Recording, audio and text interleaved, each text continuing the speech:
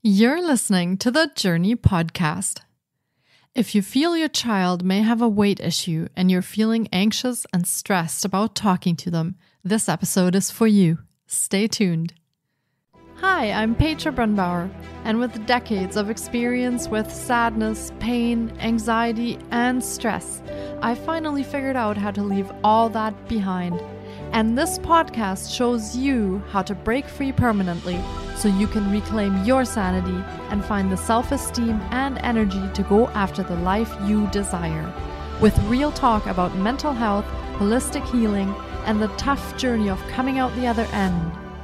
This is the Journey Podcast. Welcome to today's episode. As a parent, it can be overwhelming to talk to your child about their health, especially if it concerns their weight. Bringing up weight loss or exercise with your kids might be causing you a lot of anxiety, and Dr. Noha Polack suggests a supportive and loving way to go about it.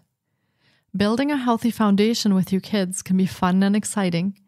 Learning about nutrition in a playful way and making movement part of your daily routine can take the stress out of addressing a weight issue later on. Shifting the focus from weight to healthy living gives children agency to actively partake in their health. It also gives support and encouragement to your child to avoid shaming them and causing hurt and resentment. Dr. Noha Polack is a board-certified pediatrician, operating a private practice in Union City and Bayonne, New Jersey since 1996. She received her bachelor's degree in biological sciences from Rutgers University. She later obtained her medical degree from Rutgers University in Newark, New Jersey, formerly known as UMDNJ, and completed her training in pediatrics at Albert Einstein College of Medicine in Bronx, New York. In 1999, she launched her private practice, Progressive Pediatrics, where she and her team care for children and their families. Dr. Polack specializes in helping teens and preteens with body image and weight issues. She believes that treating diseases like obesity, diabetes, and heart disease is both a physical and mental challenge. Helping her patients work on their mindset and habits is her way of making a difference in the world. Her passion is advocating for and empowering teens and preteens to help them love their bodies and take control of their health journey. Additionally, Dr. Polack teaches professionals and parents who encounter children in this age group to use the right words to communicate positive messages about health instead of focusing on weight. Dr. Polack lives to inspire young people around her. After becoming the first doctor in her family, 5 of her cousins followed in her footsteps and became medical professionals. She has 2 children who attended public school in New Jersey and are now adults working on their undergraduate and graduate degrees, respectively. She's also an avid speaker on adolescent wellness, health, and empowerment, and can be contracted for speaking engagements. Without further ado, here is my interview with Dr. Noha Polack.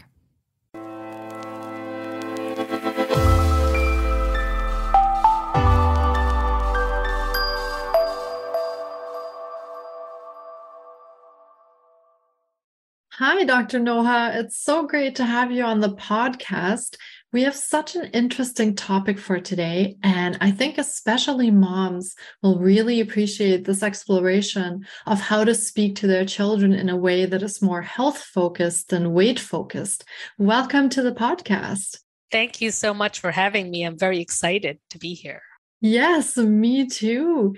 So can you share a little bit about yourself and how you got started in this work or your personal story, a little bit about your background? Sure. So my name is Dr. Noha Polack. I'm a pediatrician. I started practicing in 1996 in New Jersey in the United States. And I've been doing pediatrics all these years nonstop. And I love pediatrics. I have noticed that a lot of kids were struggling with their weight for many years, but after the pandemic, things got so much worse and the kids were really struggling with their weight because of lack of movement and mental health issues and many other issues. So I started to kind of focus more about the conversation about your health versus your weight, about your body image, and especially in children between the ages of 12 and 18. who are really fragile. So as much as I love seeing babies, and I still see lots of babies, I have been trying to change the conversation in our community about how children can be spoken to in a way that doesn't lead them in a poor self-esteem direction. That makes sense. And I could imagine that this is possibly a very difficult topic for parents because they may be worried, but like you said, they may actually be afraid that by broaching the subject, they might be making things worse or they might not know how to start. So how can a parent tell if their child is struggling with their body image? So it's usually pretty easy. I have two children, and I know when I take either one of them shopping, at least when they used to be teenagers, they hate the clothes that they're trying on and they leave the store upset. That's one way. Another way is to look at your child when they are around other people. Are they trying to hide their body? Are they uncomfortable in the pool? If your son doesn't want to take off his shirt, then he's uncomfortable with his body. If your daughter is unhappy when she's around her friends and only wears certain clothes that hide everything. So those are ways to tell. And you can, I'm sure most parents can tell when their children are unhappy. And sometimes we just have to be tuned in to figure it out.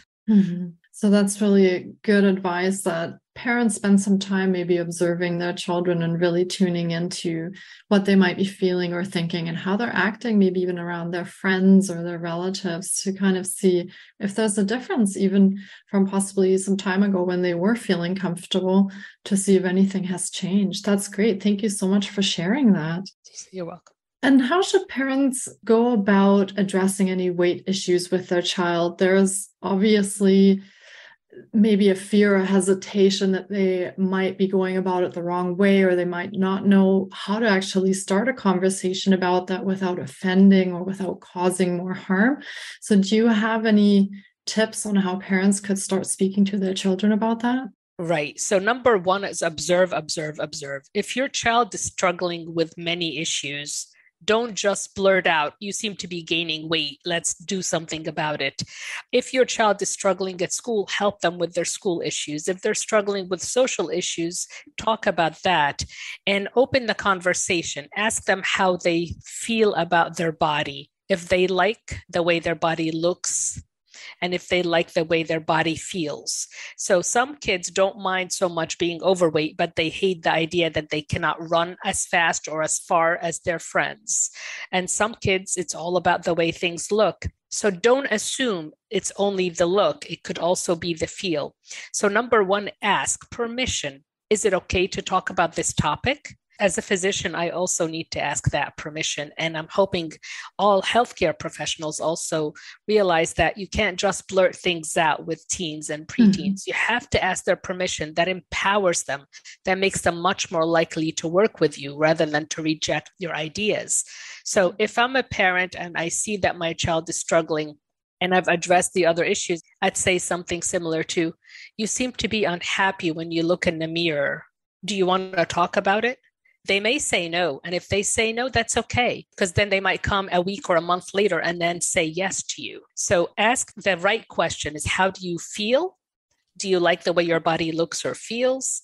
And please be sensitive as to when you ask the question. Make sure there's no one else around, that they're not embarrassed. Don't do it in a public setting if possible. Yeah, that makes sense, because that could be very uncomfortable for the child as well, for sure. And I would imagine that parents obviously want to be sensitive about this topic, and, they'd be looking for ways to maybe get the conversation started. And how could they help their children on this health journey without being really obvious or overbearing about that? So that's a great question. I love that question. Before I answer it, I just want to help parents to change their own mindset, because the way you address it actually has to do with your mindset as an adult. So number one, let's all discuss the idea that struggling with weight or being overweight is not a flaw or a weakness, right? There are hundreds and thousands of successful people in the world who struggle with their weight. So if you yourself don't see these people as flawed or weak, or that they don't have any willpower, you will address your child differently as well, from a place of compassion. The other mindset shift I'm hoping professionals and parents have is that scales do not measure willpower. So scales measure a number. It does not matter. So if you feel like the scale is ruling your child's life or your life, it's time to get rid of that scale and look at health. What are you doing that's healthy or not healthy? Now I can answer your question better.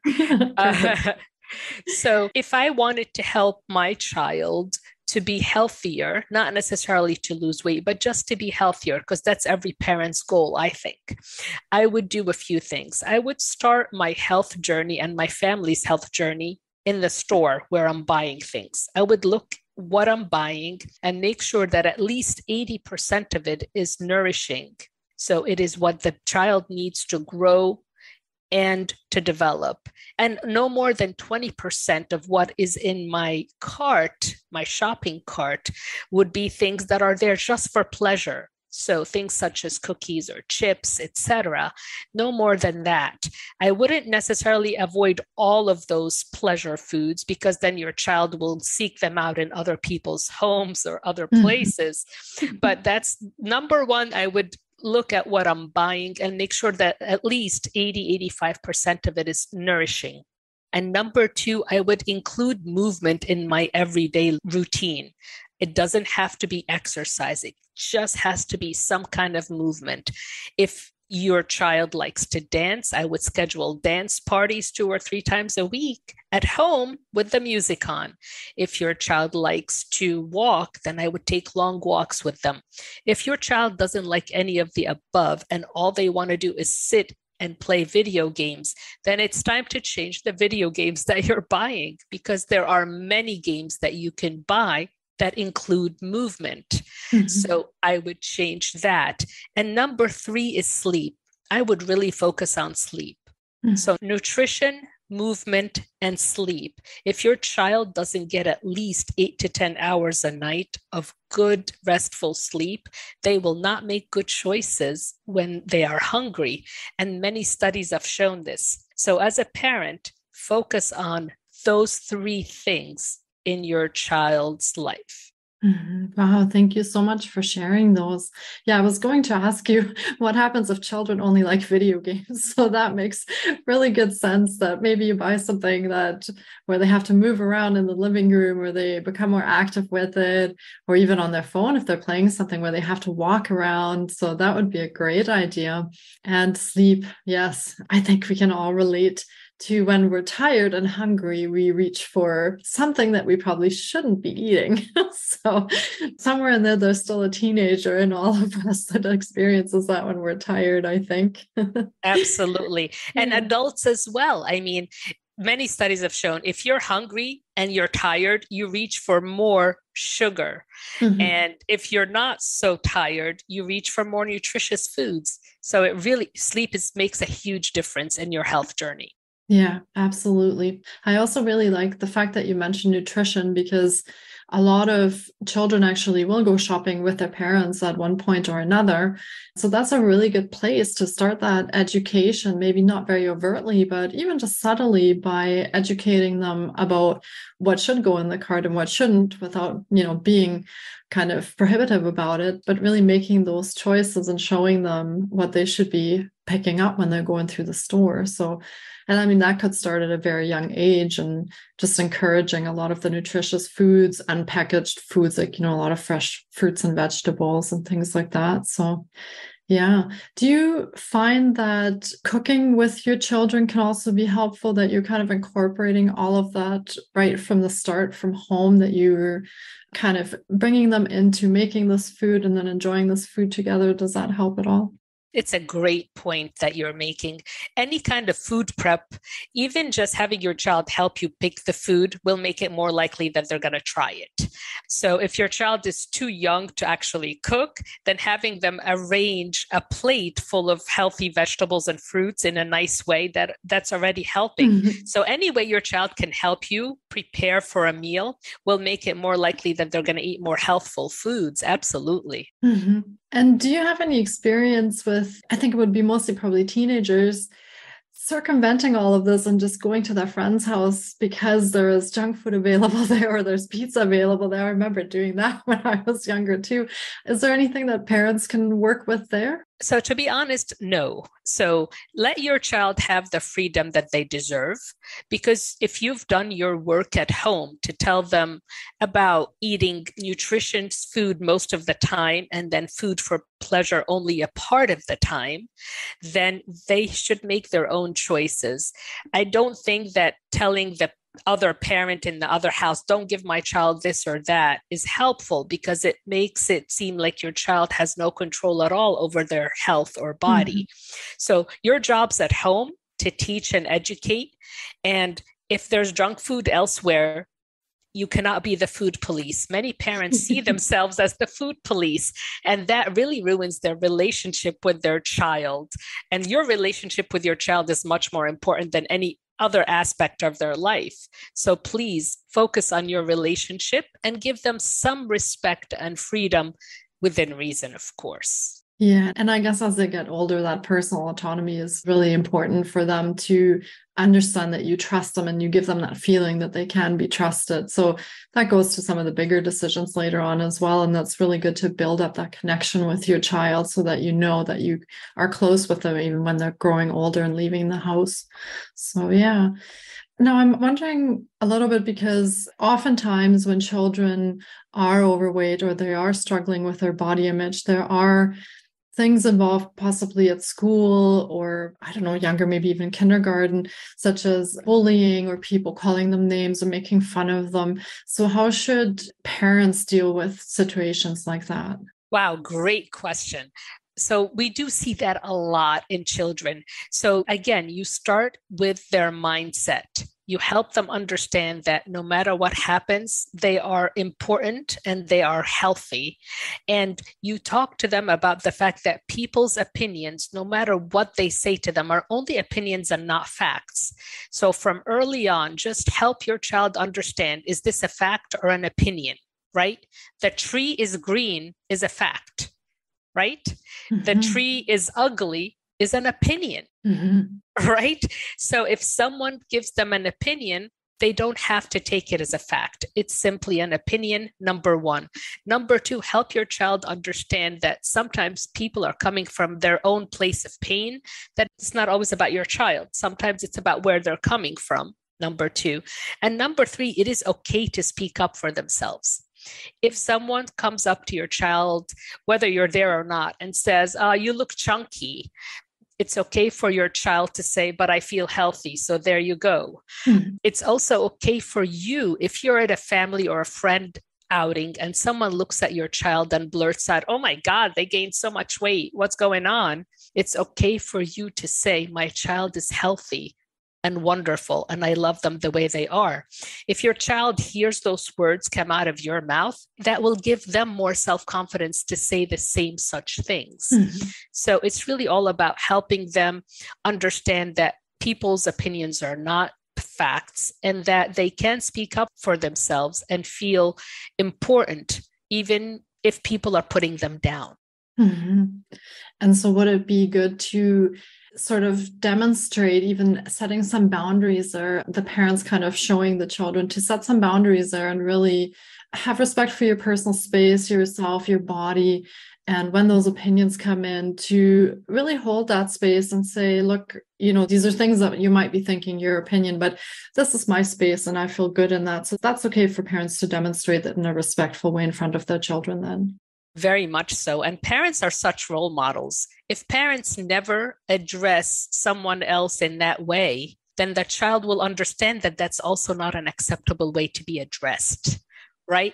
If you're walking down the street and you see someone who's very heavy set with your child and you point them out and you say, oh my God, look at that, then already your child is understanding that you're judging. Right? But if you don't do that, if you treat the person with respect, no matter what their shape or size is, then your child will also understand that they are deserving of respect and love, regardless of their shape or size. Absolutely. Yeah, I think it all starts at a very young age because you copy a lot of what your parents do and you kind of soak all of that up like a sponge. So at some point, all of that is going to come back out in how you perceive the things around you. So, yeah. But to be honest, before we go on, Petra, I just want to say that I don't want any parent to feel uncomfortable or unhappy with what they've done in the past, because myself, both as a physician and as a parent, I've made so many mistakes in this realm of just having said the wrong thing or blurting out the wrong thing. And it's okay. It's even okay to say to your child, oh my God, I said something so terrible. I apologize for saying that. Please forgive me. So if your child sees that you yourself are evolving as a person, that you are okay with making mistakes and then saying, oh my goodness, I apologize, forgive me, then they will be okay, even if you've made mistakes. So parents, please don't think that if you've made a mistake, that makes you a terrible parent. It does not. It makes you human, just like me. Yeah, absolutely. And I think it's good for children to see the honesty in that, to really owning up to things and saying, hey, you know what? It's okay to make mistakes. We all learn somewhere, but we own up to it. We move forward from it and we become better people through that. So, yeah, absolutely. And do you also work with parents who might have children that have disabilities or mobility issues? And how does that factor into sort of a healthy weight if maybe they can't move or they can't take part like in PE class or things like that? Is there things we can do? Right. So I do take care of some of these children, but what often happens is children get injured and then they can't do many things. So we always try our best to focus on what they are capable of doing instead of what they cannot do. So if they cannot run or walk, whether it's permanent or temporary, then we do upper body things, right? You can still increase your heart rate by moving your arms. You can increase your heart rate by using one arm even. So you just focus on what that child is capable of doing. And there are many gyms that actually cater to having someone with less abilities or different abilities. So that's what you focus on. You always focus on what is positive instead of what is negative in the situation. So many kids in my practice will be playing sports really actively, and suddenly they have an injury where they can't run for 3 months and they get devastated. So we focus on increasing their core stability. We can focus on increasing their upper body strength and mobility while their lower body heals, and then they can focus on that again. Yeah, that makes sense. And that's actually a really good thing, I think, to learn as children, because there will be adversities in life that come along at certain times. And it's good to understand that you can trust yourself, you can trust your strength, you can rely on yourself to find solutions and move through those things. So that's actually a really good thing to learn when you're younger too, I believe. And in your practice, when parents come to you and their children may have weight issues or parents may be concerned, do you help them at all with their own maybe mental health issues that they might be going through? I mean, the parents may be experiencing some anxiety around all of this or a lot of stress and pressure that's coming up because they feel like they have to address this. So do you work on the parent side of that as well? I help the parents to just see the situation from the outside. So a lot of parents will come in and their biggest fear is their child will have diabetes like Uncle Joe, right? Yes. Or or that their child will never be able to walk, like Uncle whatever. And so I help them to see the unlikeliness of that situation, number one. And number two, to deal with their own fears and anxieties and not to bring it onto the child. So the great majority of overweight children can be healthy. They don't have to be unhealthy. So it's not always about looks. It is possible that someone has an extra 10 or 20 pounds, but can run super fast if they're conditioned properly. So we focus again on the positives. What is your child capable of doing? What can we increase? What can we improve? And then we try to deal with the fears. In terms of mental health, that is such a huge topic. And to be honest with you, Petra, I often refer them to mental health professionals because I am not the expert in that field. And I don't think that I qualify as such. So therefore, I want them to get the help they need from a professional. And that happens, I would say, more often than not. Yeah. And I mean, it is important, I believe, as a parent that they get the support as well that they need so they can better show up for their children and support them on that journey, that health journey, you know, the well-being journey.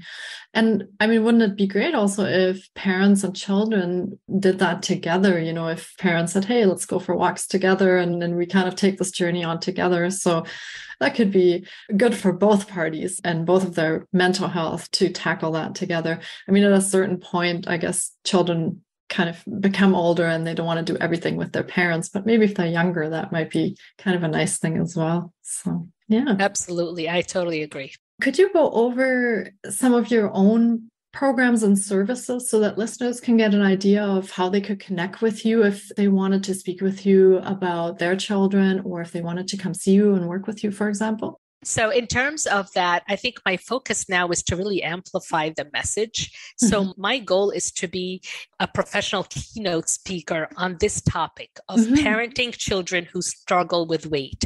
So if anyone needs a keynote speaker, a speaker for any events that you think parents are going to attend and that this message will resonate with those parents, I would really appreciate if you could find me on LinkedIn under my name, and I'm hoping that the link will be in the show notes.